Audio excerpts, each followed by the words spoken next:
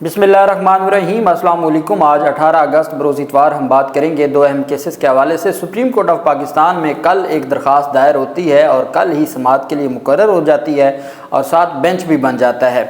बड़ी अहम तफसील है। और उसके बाद फिर पाकिस्तान तहरीक इंसाफ के साहबजादा हामिद रज़ा ख़ान साहब की जानिब से उस दरख्वास्त के ऊपर जो रद्द अमल आता है और जो अदालत में और सुप्रीम कोर्ट ऑफ पाकिस्तान में दरख्वास्त से मुतल्लिक जो पार्लिमानी कमेटी का किरदार है उसके ऊपर जो हामिद रज़ा ख़ान ने जो बात की है पाकिस्तान तहरीक इंसाफ और सुन्नी इत्तेहाद कौंसिल के साहबजादा हामिद रज़ा ने, उसकी तफसील भी मैं आपके साथ शेयर करूँगा। और पाकिस्तान तहरीक इंसाफ के 5 रहनुमाओं ने कल दरख्वास्तें दायर की थी, उस पर जो रजिस्ट्रार ऑफिस की जानिब से तफसील सामने आई है वो भी मैं आपके साथ शेयर करूँगा। सबसे पहले हम बात कर लेते हैं, आप जानते हैं कि पाकिस्तान में जो बिजली का मसला है वो इस वक्त गंभीर हो चुका है। और 2 दिन पहले नवाज़ शरीफ की जानिब से ऐलान ज़रूर किया गया है ऑन बिहाफ ऑफ पंजाब हुकूमत के बिहाफ पे उन्होंने ऐलान किया और उनका ये कहना है जी कि बिजली सस्ती मिलेगी। लेकिन कराची से और बाकी शहरों से रद्द-ए-अमल सामने आ रहा है और वो कह रहे हैं कि पहली बात तो यह है कि पंजाब के लोगों को इस पे नहीं रहना चाहिए कि जी 500 यूनिट तक वो कंज्यूम करें। वो जो पहले एक बचत कर रहे हैं वो बचत अपनी जारी रखें, इन पे ना रहिएगा कि जी 500 यूनिट तक हमें 14 रुपए यूनिट में कोई फ़ायदा मिलेगा, इस बात पे नहीं रहना। आप बिल्कुल ऐसे ही समझें जैसे पहले इनकी जानिब से मुख्तलिफ वादे किए गए थे और कहा गया था कि जी हम यूनिट 200 तक बिजली फ्री कर देंगे, फिर 300 तक यूनिट फ्री होगा, और फिर जो बिलावल जरदारी कहता रहा, मरियम नवाज़ कहती रही और इनकी जानिब से इंतखाबात के दौरान बातें की जाती रहीं। लेकिन अब साथ जो नवाज़ शरीफ ने ऐलान किया तो दुनिया कह रही है कि भाई आपको तो पहले भी आपके ऊपर यही लेबल है कि आप तो पंजाब के लीडर हैं। अच्छा, अब पंजाब के लोग कहते हैं ये लाहौर के लीडर हैं, लाहौर की एक सीट भी फॉर्म 45 पर ये नहीं जीते, उसके बावजूद जो भी काम करवाते हैं ये लाहौर में ही करवाते हैं। बाकी शहरों का, बाकी छोटे इलाकों का तो उनको पता ही नहीं होता, शायद नाम भी ना आता हो और ना वहाँ के MNA MPs को ये किसी खाते में डालते हैं। अब कराची के ताजरों की जानिब से एक प्रेस कॉन्फ्रेंस की गई है नवाज़ शरीफ की प्रेस कॉन्फ्रेंस के मुकाबले में, और उनका जवाब देते हुए कराची के शहरियों को रिहायशी, सनती और कमर्शियल सार्फिन को अगले 6 माह तक के इलेक्ट्रिक से महंगी बिजली ख़रीदनी पड़ेगी, ये ताजरों का कहना है। Korangi association of trade and industry, जिसको काइट कहते हैं, काइट के सदर जोर कंधारी ने कहा, उन्होंने कहा कि के इलेक्ट्रिक के अलावा मुल्क भर के तमाम डिस्कोस को फ़ी यूनिट 31 पैसे बिजली सस्ती करने की दरख्वास्त है और ये दरख्वास्त सेंट्रल पावर परचेजिंग एजेंसी ने नेपरा में जमा करवा दी। मगर कराची के लिए मुल्क भर से अलग कानून है कि कराची के लिए अगले 6 माह तक 3 से 5 रुपए फ्यूल एडजस्टमेंट की मद में इजाफा होगा। जौहर कंधारी कहते हैं कि इन हालात में कराची की इंडस्ट्री नहीं चल सकेगी और तमाम डिस्कोस की तरफ से रेट कम है और इसके बरक्स के इलेक्ट्रिक के लिए टैरिफ ज़्यादा है। उन्होंने कहा पंजाब हुकूमत की जानिब से 14 रुपए फ़ी यूनिट कमी का फ़ायदा भी पंजाब की सनतों को होगा। पैदावारी लागत इतनी बढ़ जाएगी कि कराची की इंडस्ट्री लाजमी तौर पर बंद हो जाएगी।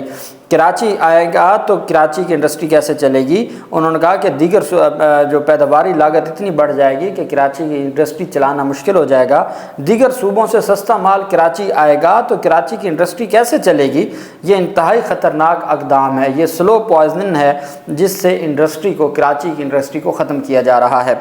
चूँकि खैबर पख्तूनख्वा की जानिब से तो वाज़ेह तौर पर कहा गया जी कि उनके पास इतने सोर्सेज नहीं हैं कि वो बिजली सस्ती कर सकें। हाँ, उनकी जानिब से जो लॉन्ग टर्म प्रोजेक्ट्स हैं जिसमें सोलर 1 लाख घरानों को सोलर देना और उसमें सोलर के साथ तमाम उसका जो जितना भी उसके इक्विपमेंट्स हैं वो तमाम के तमाम प्रोवाइड करना, ये इस तरह के लॉन्ग टर्म हैं। लेकिन ये जो 1 महीने या 2 महीने के लिए जी 14 रुपए सस्ती कर देना, ये हालत है कि अब कोई इस्तेमाल नहीं करता। किसी के लिए जो चीज़ें हैं वो अब उनके लिए इस्तेमाल में आ नहीं रही और तमाम के तमाम जो मामलात हैं वो उनके लिए मुश्किलात का सबब बन रहे हैं और लोग परेशान हैं और इन तमाम चीज़ों को देखना होगा। दूसरी तरफ कराची में एक अफसोसनाक जो लाहौर में एक अफसोसनाक वाक़या सामने आया जिसमें पुलिस मुकाबले में नहीं, ये कराची का ही वाक़या है जो नौजवान की हलाकत का। कराची में پولیس مقابلے میں نوجوان کی ہلاکت پر عدالت نے ایس ایچ او اور 3 پولیس اہلکاروں کے خلاف سندھ ہائی کورٹ نے قتل کا مقدمہ درج کرنے کا حکم دے دیا۔ سندھ ہائی کورٹ میں قائد آباد میں مبینہ پولیس مقابلے میں نوجوان کی ہلاکت کے معاملے پر ایس ایچ او اور پولیس اہلکاروں کے خلاف مقدمہ درج کرنے کے فیصلے کے خلاف درخواست مسترد کر دی۔ پہلے آپ جانتے ہیں کہ سی آر پی سی کے سیکشن 22A اور 22B کے تحت درخواست دائر کی جاتی ہے اور اندراج مقدمہ کی یہ درخواست ہوتی ہے۔ اس اندراج مقدمہ کی درخواست پر پھر ہماری جو سیشن عدالت ہے جس کو جسٹس آف پیس کہا جاتا ہے، جو سی آر پی سی کے تحت 22 سے 22B سی آر پی سی کے تحت درخواستوں پر سماعت کرتے ہیں، تو وہ سی آر پی سی کے تحت ان درخواستوں پر سماعت پر وہ جسٹس آف پیس کہلائے جاتے ہیں۔ تو جسٹس آف پیس نے مقدمہ کے اندراج کا حکم دیا تھا کہ پولیس والوں نے جو پولیس مقابلے میں نوجوان کو مارا ہے وہ کوئی پولیس مقابلہ نہیں بلکہ وہ قتل ہے، اور قتل میں ہر صورت ان کو ان کے خلاف قتل کا مقدمہ درج ہونا چاہیے۔ جسٹس آف پیس نے یہ فیصلہ دے دیا، اس کو سندھ ہائی کورٹ میں پولیس ایس ایچ او اور پولیس اہلکاروں نے چیلنج کیا۔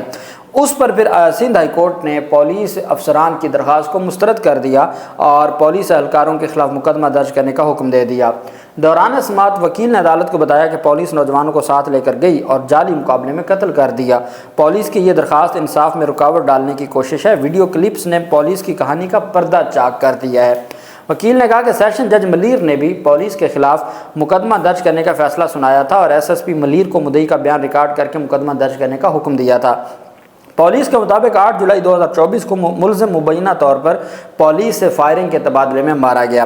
مدعی کے مطابق مقتول اور پولیس اہلکاروں کی تلخ کلامی ہوئی، جس پر پولیس پارٹی مقتول کو موٹر سائیکل پر بٹھا کر اپنے ہمراہ لے گئی اور بہمانہ طریقے سے قتل کر دیا۔ سیشن عدالت نے قرار دیا کہ ویڈیوز اور دیگر شواہد سے نوجوان کا قتل ثابت ہوتا ہے۔ بعد ازاں عدالت نے ایس ایچ او قائد آباد اور 3 پولیس اہلکاروں پر قتل کا 302 کا مقدمہ درج کرنے کا حکم دیا۔ ملزمان میں ایس ایچ او قائد آباد سمیت کانسٹیبل جہانگیر، مروت، اقبال حسین اور بابر علی ریند شامل ہیں۔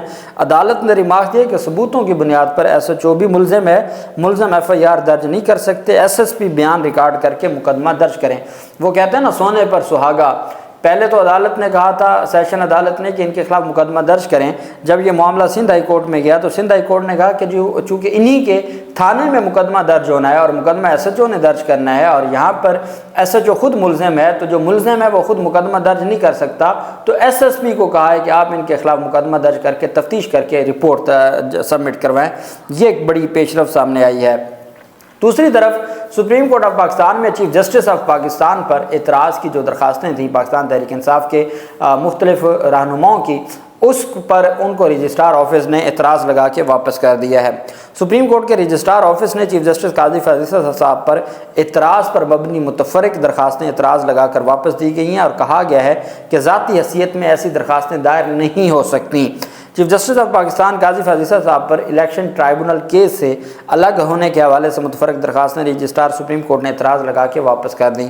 پاکستان تحریک انصاف کے رہنماؤں شوکت بسرہ سمیت 5 رہنماؤں جس میں سیمابیہ طاہر وغیرہ شامل ہیں، انہوں نے قاضی فیصل صاحب کی بینچ میں شمولیت پر اعتراض اٹھایا۔ رجسٹرار سپریم کورٹ کے اعتراض میں کہا گیا کہ اس نوعیت کی درخواستیں ذاتی حیثیت میں دائر نہیں ہو سکتی۔ دوسری جانب الیکشن ٹرائبونلز کے قیام کے کیس میں پی ٹی آئی رہنما سلمان اکرم راجہ صاحب نے التوا کی درخواست دائر کی ہے، جس میں موقف اپنایا گیا ہے کہ ان کے وکیل حامد خان صاحب 6 ستمبر تک بیرون ملک ہیں۔ اب پاکستان تحریک انصاف کے رہنماؤں کو مسئلہ یہ درپیش تھا کہ ان کے جو ایڈوکیٹ آن ریکارڈ ہیں وہ ان کا جو مقدمہ ہے یا ان کا جو کیس ہے وہ ایڈوکیٹ آن ریکارڈ ان کے بیاف پر درخواست دائر کرنے کو تیار ہی نہیں تھے، وہ درخواست ہی نہیں دائر کر رہے تھے، اور یہی وجہ ہے کہ وہ درخواست نہیں دائر کر رہے تھے اور ان کو ذاتی حیثیت میں درخواست دائر کرنی پڑی، اور اب ان کی درخواست کو اعتراض لگا کے واپس کر دیا ہے registrar office supreme court of Pakistan نے۔ دوسری جانب آپ جانتے ہیں مبارک ثانی کیس میں، مبارک ثانی کیس کا پہلے فیصلہ آیا، پھر اس کے اوپر ریویو آیا، ریویو میں الگ سے ایک فیصلہ آیا، اس ریویو کے اوپر اعتراض ہوئے، ٹی ایل پی کے ایک رہنما نے دھمکیاں دیں، وہ جیل چلے گئے، ایک روپوش ہو گئے، ساتھ پاکستان بار کونسل نے نظر ثانی کا کہہ دیا، اسلام آباد ہائی کورٹ بار ایسوسیشن نے کہہ دیا، اور اس کے علاوہ جو ایک قرارداد منظور ہو گئی، اور قرارداد منظور ہونے کے بعد اسلامی نظریاتی کونسل کی جانب سے آ گیا۔ فضل الرحمان نے دھمکی دی کہ ہم ریفرنس دائر کرنے جا رہے ہیں، اور انہوں نے کہا کہ جی ان 3 ججز کے خلاف ریفرنس ہونا چاہیے، ساتھ انہوں نے نظر ثانی کا مطالبہ کیا۔ کل چھٹی کا دن تھا، ہفتے کے دن، کل ہی یہ درخواست دائر ہوتی ہے۔ اب ایک وقوع پر یا ایک جو نظر ثانی ہے، جب ایک دفعہ نظر ثانی ہو گئی تو پھر نظر ثانی کی نظر ثانی نہیں ہوتی۔ اب یہ پنجاب حکومت نے درخواست دائر کی تھی کہ آپ اپنے فیصلے کو درست کریں، درستگی کی کہ کچھ جو پیراگراف ہیں ان کو حذف کیا جائے، کچھ جو سینٹنسز ہیں ان کو حذف کیا جائے۔ یہ درخواست کل دائر کی گئی اور کل ہی سماعت کے لیے مقرر کر دی گئی ہے سپریم کورٹ آف پاکستان کی جانب سے۔